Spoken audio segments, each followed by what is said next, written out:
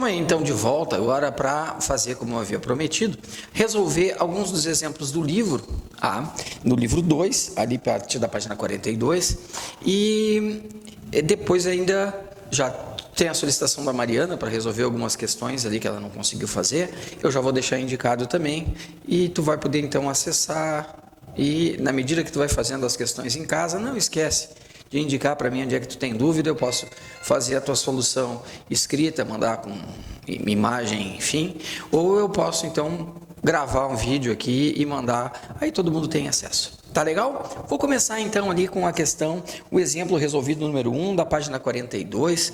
O enunciado diz assim: o gráfico a seguir representa a força de atrito, FA em newtons,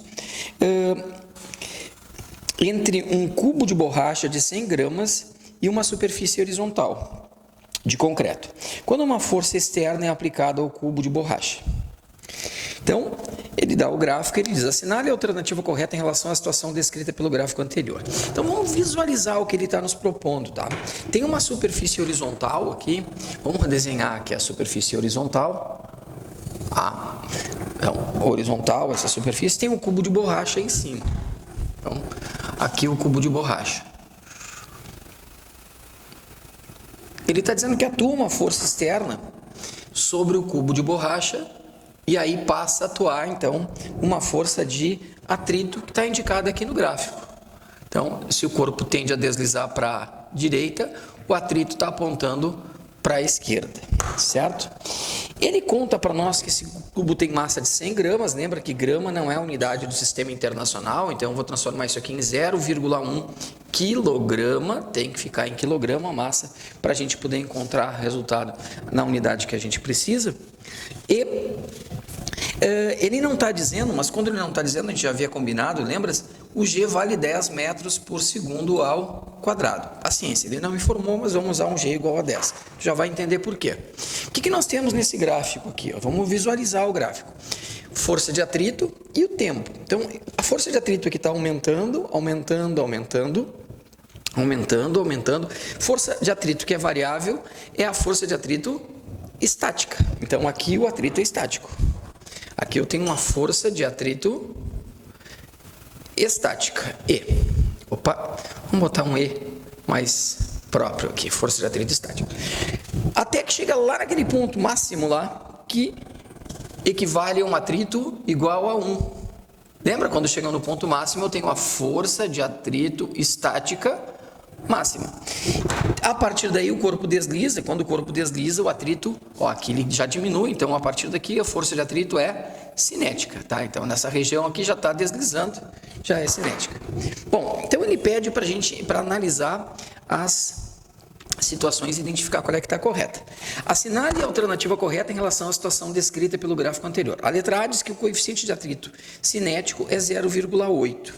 Bom, podemos fazer a direto aqui, né? Como é que eu vou calcular o coeficiente de atrito cinético? Só tem uma fórmula que trata de coeficiente de atrito. Força de atrito igual a μ. Se é o cinético, aqui é o cinético, certo? Bom, vamos enxergar então quanto é que vale a força normal, já que eu tenho como identificar o atrito cinético olhando para o gráfico. Está aqui, ó, ele vale 0,8. Quanto que vale o coeficiente de atrito cinético? É o que ele está afirmando na letra A, seria 0,8, está ali na letra A, né? Nós temos que averiguar se está correto ou não. O bloco está aqui, eu sei que ele é puxado pela terra, pela força peso. A terra puxa ele puxa a terra, enfim, está ali o peso indicado no corpo. Ele empurra o piso para baixo e o piso reage com uma força normal. Como esse bloco está apoiado numa superfície horizontal e ele não está afundando e não está decolando, essas duas forças são numericamente iguais. Então, nesse caso aqui, a normal e o peso são iguais em módulo, tem o mesmo valor. Logo, eu sei quanto é que vale a normal, se eu conheço a massa e a gravidade. Então, eu posso colocar aqui, ó, no lugar da normal, o m vezes o g. Tudo porque aqui e aqui, nesse exemplo, e em outros tu vai encontrar com muita frequência, a normal é numericamente igual ao peso, então ela vai ser igual a mg, tá? Bem, então eu tenho aqui 0,8 igual a μ cinético, que é o que eu quero vê se está certo, vezes a massa, que é 0,1, vezes o G, que é 10. 0,1 vezes 10 dá 1. E aí eu vou ter que o coeficiente de atrito cinético é igual efetivamente a 0,8. Portanto, multiplicando, a alternativa A está correta, essa que a gente vai assinalar. Agora a gente pode ver por que as demais não estariam corretas, né? Por exemplo, a letra B, ele diz que não há movimento relativo entre o cubo e a superfície. Ele quer dizer que não há deslizamento entre o cubo e a superfície antes que a força de atrito alcance o valor de 1 newton. Não há, antes de atingir 1 newton, não há. Não há. Mas ela também não há até atingir o 1, depois passa a deslizar. Então, essa afirmativa não está legal, tá? Ela não está legal. Daria para discutir alguma coisa. Então, não está legal. Esse teste falta o G, aí o B está dizendo que não tem movimento antes que a força de atrito atinja o valor de 1 newton. Antes não tem, tá? Antes não tem. Mas não tem até o 1, tá? Então, o cubo vai continuar sem se deslizar até atingir o seu valor máximo, até 1. Mas antes não está deslizando, então a B não estaria errada na minha interpretação. Mas, para o autor, está errada, vamos tirar barato para ele. C, o coeficiente de atrito estático é 0,8. Ora, como é que eu calcularia o coeficiente de atrito estático? Pegaria a força de atrito estática máxima igual ao μ estático vezes a normal. A força de atrito estático máximo está aqui, indicada no gráfico, é 1. O coeficiente de atrito estático, eu vou averiguar se está correto. A normal é numericamente igual ao peso, então mg. Nesse caso, a normal é numericamente igual ao peso.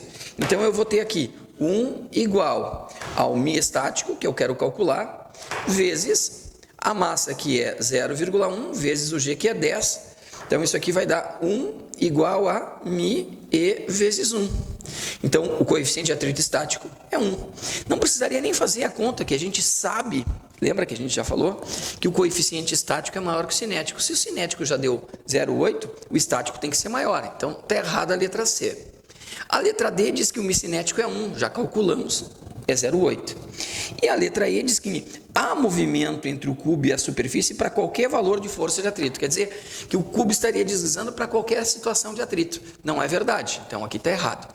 Então, o autor diz que a letra A está correta. Para mim, a letra B também não daria para ser considerada como correta. Enfim, mas vamos deixar barato, então, para seguir o gabarito do livro. Tá? Voltamos, então, para mais um exemplo no teu livro. Nós estamos agora na página 43, o exemplo é 2. O enunciado diz assim: um bloco de massa M, a massa desse bloco é M, é colocado sobre um plano inclinado cujo coeficiente de atrito estático é μ igual a 1, como mostra a figura. Qual é o maior valor possível para o ângulo alfa de inclinação do plano, de modo que o bloco permaneça em repouso, ou seja, que ele não deslize, é isso que ele quer. Bom, veja bem. Eu vou identificar quais são as forças que atuam sobre esse bloco, tá? Esse bloco aqui é puxado verticalmente pela terra. Nós temos aqui a força peso, tá? Força peso. Ele está comprimindo a superfície, então, formando 90 graus com a superfície, a gente tem a força normal. Vê que essa força normal tem que formar 90 graus com a superfície. E como eu tenho um plano inclinado, lembras? A gente vai pegar e vai construir aqui um sistema de coordenadas cartesianas, ou o famoso eixo x, y. Então, na direção da normal, eu faço o eixo y, e na direção do plano inclinado, eu faço o eixo x, y e x. E aí, quem está fora dos dois eixos, que é o peso, eu vou projetar sobre os eixos x e y. Então, vê bem, eu vou pegar o peso aqui, vou fazer a projeção, que a gente chama de projeção ortogonal, lá no eixo y. Tá aqui. Então, aqui, formando 90 graus com o eixo, eu vou ter o pedaço do peso que está comprimindo o plano inclinado, a rampa. Eu vou chamar isso de PY. E vou projetar aqui o peso ortogonalmente lá no eixo x, ortogonalmente aqui, formando 90 graus. Eu vou ter aqui o pedaço do peso que está fazendo o corpo tender a deslizar a rampa abaixo, que eu vou chamar de PX. PX. O PX é quem tenta fazer o corpo deslizar a rampa abaixo. Eu disse para ti, quando a gente falou de plano inclinado, que este ângulo de dentro mede tanto quanto esse, certo?